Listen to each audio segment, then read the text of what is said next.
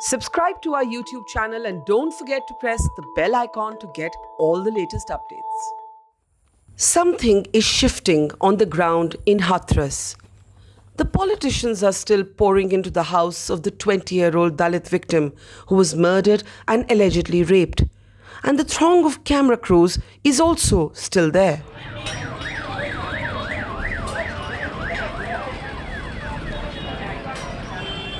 But amid the flurry of activity, there is a growing aggression within the caste community of the 4 accused named by the victim in her dying testimony.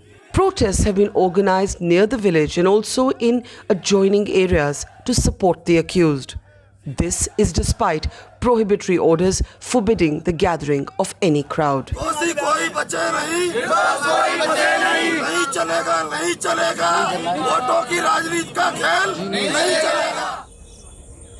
A boundary wall separates the Dalit tenements from the enclosure where the upper caste Thakurs live. The Dalits are a handful of families in a village dominated by Thakurs. We meet the brother of Ravi Chauhan, one of the men named by the victim in her testimony. He claims his brother has a watertight alibi.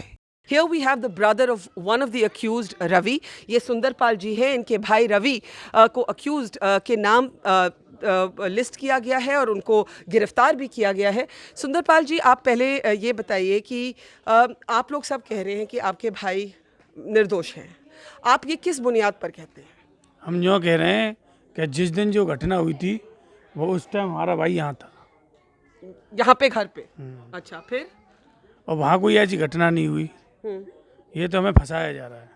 पर आपको क्यों फंसाया जाएगा? क्योंकि मैंने ना यहाँ पे ये भी देखे हैं कि 14 तारीख को जब इस लड़की पर ये अटैक होता है और वो पुलिस थाने जाती है या वो अस्पताल जाती है तो उस वीडियो पे वो नाम लेती है और आपके भाई का भी नाम एक वीडियो में है, आपने भी देखा होगा.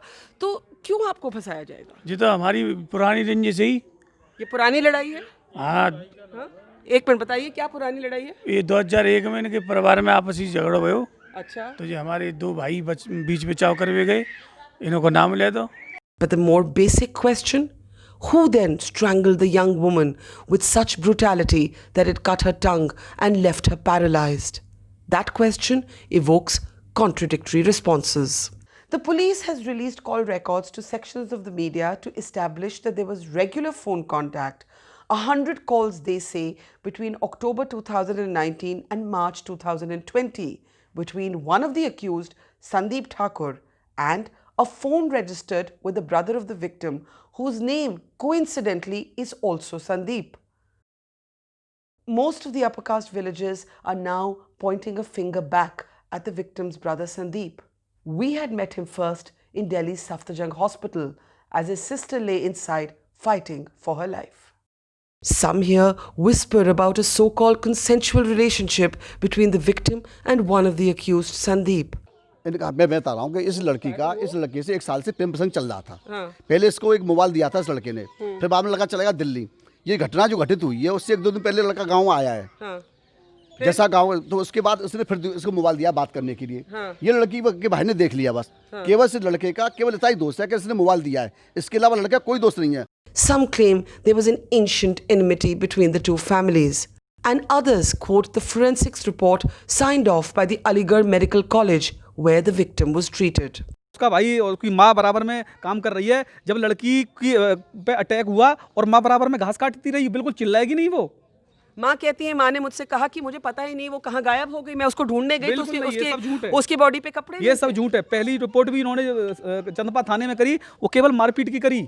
पहला बयान जो फेसबुक पे या सोशल मीडिया पे या न्यूज़ चैनलों पे चल रहा है, पहला बयान जो चल रहा है उसको देखो ना, किस तरीके की चंदपा थाने में रिपोर्ट होती है, 4 दिन बाद किस तरीके से बदल जाती है.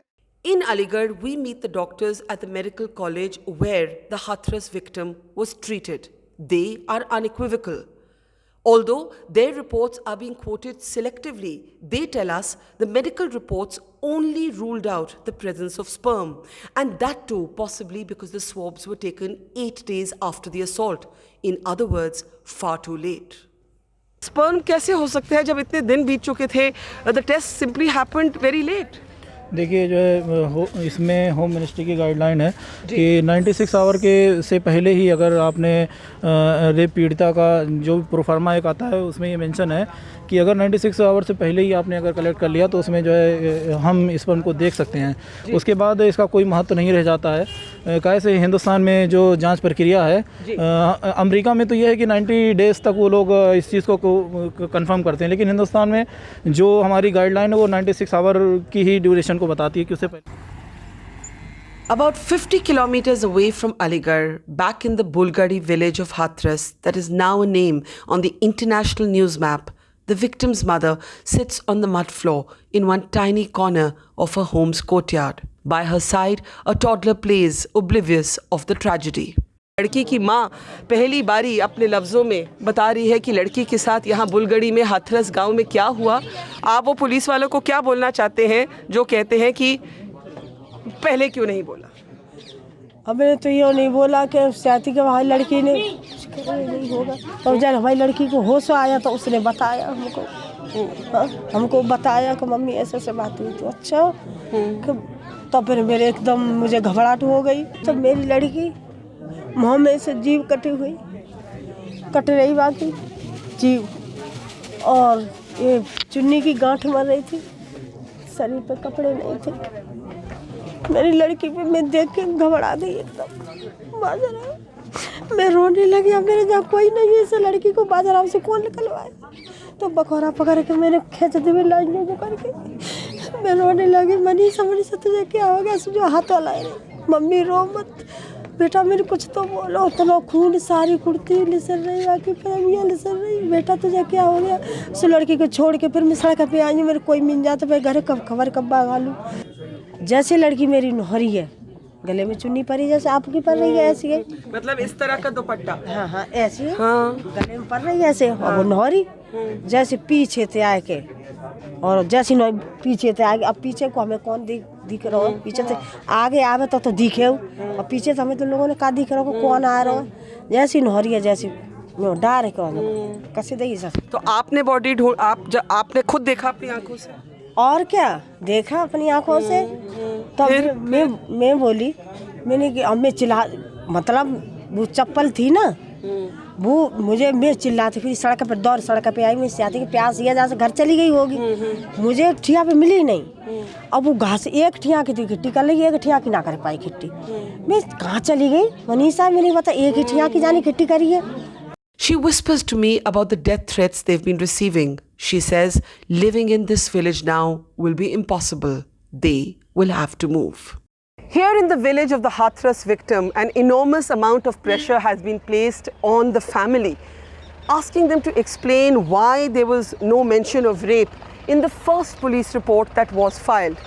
The fact of the matter is that law and sensitivity both tells you that the dying testimony of a woman should be the final word. And let's also remember, as one of the doctors who treated her told me, that this was somebody who'd been strangled. She arrived at the hospital semi-conscious, disoriented and mentally disturbed.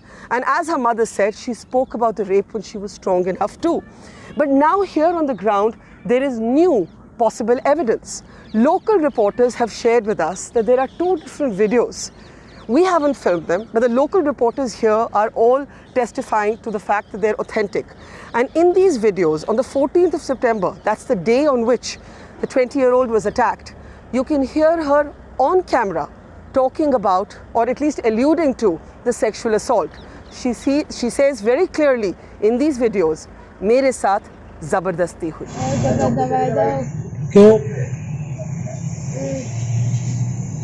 क्यों दबा दिया बताओ? हैं?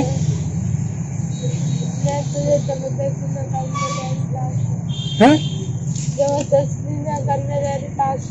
अच्छा कहीं दबाया गया? कहीं से? हाथों से? और भी कहीं चोट है? जी दिखाइए। पापा कहाँ थे तुम्हारे? पापा तो मैं में तो पापा मेरे सीधे मेरा रोज का काम है। तो रोज ही आवत है, एक दिन थोड़ी ना हमारा। तुम कहाँ थी? मैं जोड़ेगी नहीं। The second video has been filmed by a local reporter outside the Bagla hospital. Here too, there is a clear reference to Zabardasti, an allusion to sexual force.